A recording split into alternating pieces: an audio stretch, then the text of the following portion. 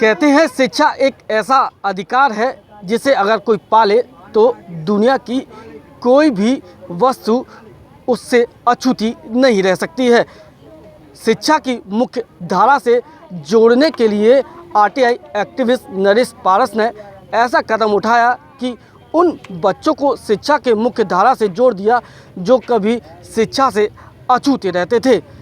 ये वो बच्चे हैं जो सड़कों पर भीख मांगते थे, लेकिन आज इनको शिक्षा की मुख्य धारा से जोड़कर उन्हें स्वावलंबी बनाने का काम नरेश पारस द्वारा किया जा रहा है। नरेश पारस हमारे साथ मौजूद हैं। आइए उनसे जानते हैं कि किस तरह की ये जर्नी शुरू की गई थी और क्या सोच के ये प्रण लिया गया था कि ऐसे बच्चों को शिक्षा की मुख्य धारा से जोड़ा जाए। देखिए, ये 2013 की बात है। 2013 में ये जो बच्चे थे, पूरा समुदाय जो है ये कई साल पहले अयोध्या से माइग्रेंट होकर यहाँ पे आया है और ये सभी लोग नींबू मिर्च बांधते हैं। न्यू शहर के मकान दुकानों पर नींबू मिर्च बांधकर दूसरों की नज़र उतारने का काम करते हैं। इनको लोग नज़र बट्टू कहते हैं, यानी कि पूरे शहर की नज़र उतारने वाले खुद को नज़र लगी हुई है। तो ये पूरा परिवार नींबू मिर्च बांधने का काम करता है। बच्चे कबाड़ वबाड़ बीनते हैं, भीख मांगते हैं। तो उसी तरह से ये बच्चे थे। तो मैंने सोचा कि इन बच्चों को समाज की मुख्य धारा से जोड़ने के लिए स्कूल से जोड़ा जाए। तो सबसे पहले इनसे बात की गई तो इन्होंने मना किया कि नहीं, हम अपने बच्चों को नहीं पढ़ाएंगे क्योंकि पढ़ाई लिखाई से कुछ नहीं होगा। तो फिर जब इनको समझाया गया तो ये बच्चों को लेके गए स्कूल में। तो स्कूल वालों ने ये कहकर मना कर दिया था कि ये गंदे हैं, इनमें से बदबू आती है, इनको दाखिला नहीं मिलेगा। जब इनको बच्चों को इनसे बातचीत की गई तो इन्होंने बताया कि सफाई से हमारा कोई लेना देना नहीं है, हमारी तो मान्यता ये है कि जितने ज़्यादा गंदे रहेंगे उतनी ज़्यादा भीख मिलती है। तो बहरहाल इनको नला धुला के फिर ले भी गए वहाँ पर। तो स्कूल वालों ने फिर इनसे ये कहा कि इनके जाति प्रमाण पत्र का है, कौन सी जाति के हैं। इनके पास में कोई जाति प्रमाण पत्र नहीं था। तो फिर उन्होंने मना कर दिया कि ये हो सकता है दलित समुदाय से हों और बिना जाति प्रमाण पत्र के दाखिला नहीं होगा। जब दाखिला नहीं हुआ तो इसी DIS ऑफिस के बाहर पार्किंग में इन बच्चों की पाठशाला लगाई गई। तो फिर वहाँ AD बेसिक आए और AD बेसिक ने फिर उस समय 36 बच्चों का दाखिला कराया।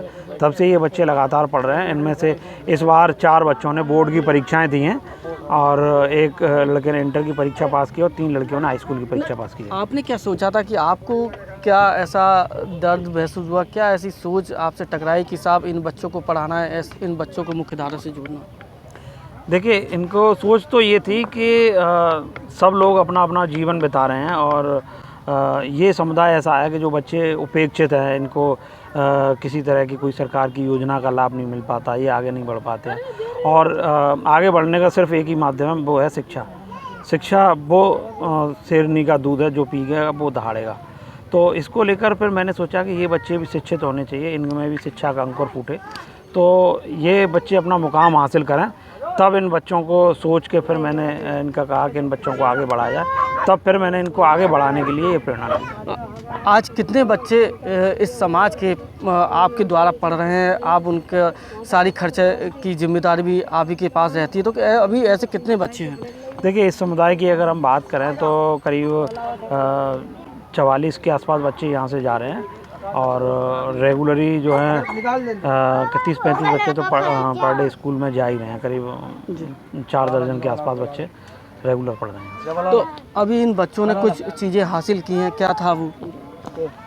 इस बार इन्होंने 4 बच्चों ने बोर्ड की परीक्षाएं दी हैं। यूपी बोर्ड में लड़के ने इंटर की परीक्षा पास की और 3 लड़कियों ने हाई स्कूल की परीक्षा पास की है। और इस समुदाय का पहला बच्चा होगा जो कि ग्रेजुएशन में दाखिला करेगा। RBS कॉलेज में इसके एडमिशन की प्रक्रिया शुरू करा दी गई है। तो क्या लगता है कि ये समाज बिल्कुल अछूता था, जिस समाज को शिक्षा की मुख्य धारा से आपने जोड़ने का काम किया है, क्या ये भी समाज का एक अभिन्न अंग बन सकता है? देखिए, बिल्कुल कोई भी किसी भी देश की तरक्की तब निश्चित रह सकती है जब उसके जो बासिंदे हैं, जो देशवासी हैं, वो अगर सशक्त होंगे तो देश अपने आप सशक्त होगा।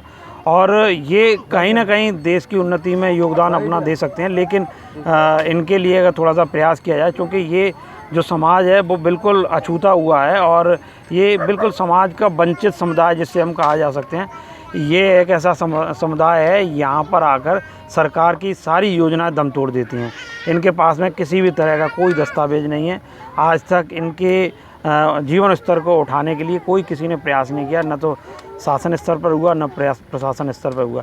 योजनाएं ज़रूर बनती हैं लेकिन कोई भी योजना आज तक इनके समुदाय की, इनकी दहलीज तक नहीं आई है। आप देख सकते हैं कि इस समय हम ऐसे ही इस समाज के बीच खड़े हुए हैं और अपने कैमरामैन से कहेंगे ज़रा नज़र डालें, चारों ओर सिर्फ झोपड़ियाँ ही झोपड़ियाँ आपको नज़र आएंगी। यहाँ के जो बच्चे हैं अब वो शिक्षा की मुख्य धारा से जुड़ने का काम कर रहे हैं। ऐसे ही इस समुदाय का एक बालक अब बीकॉम की परीक्षा में पहुंचा है, उससे पूछेंगे। अरे क्या नाम है आपका?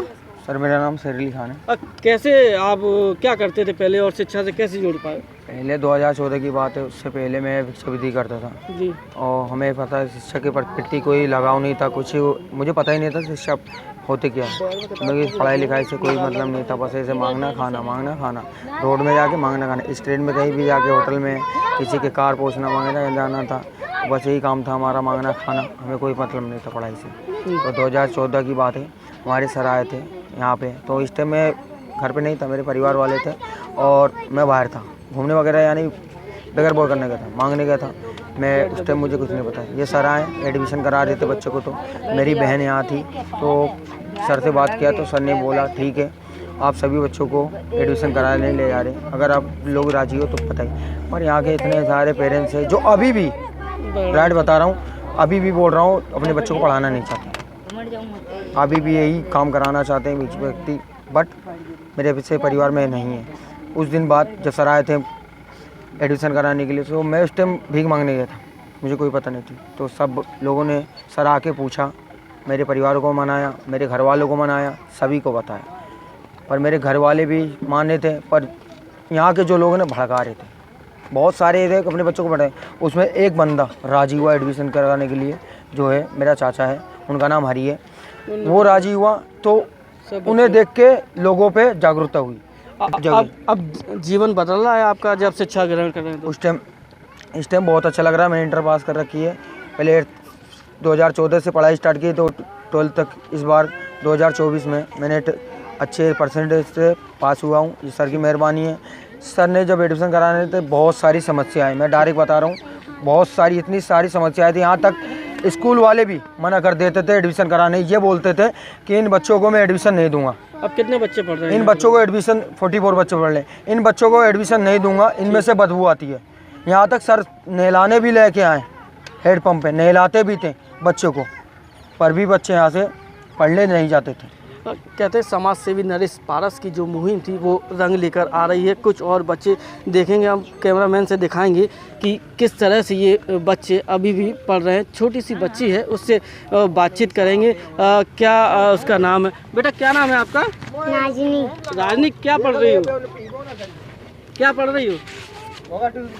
किताब काय की किताब है? हिंदी की। कौन सी क्लास में पढ़ती हो? 4वीं। 4 में? पहले पढ़ती थी या अभी पढ़ रही हो? पहले 4 कक्षा पढ़ चुकी है आप? घर वाले भेजते हैं? हाँ। क्या कहते हैं? मम्मी कहती है जाओ स्कूल ड्रेस व्रेस पहन लो, हाँ। और स्कूल में पढ़ाई करना अच्छे से।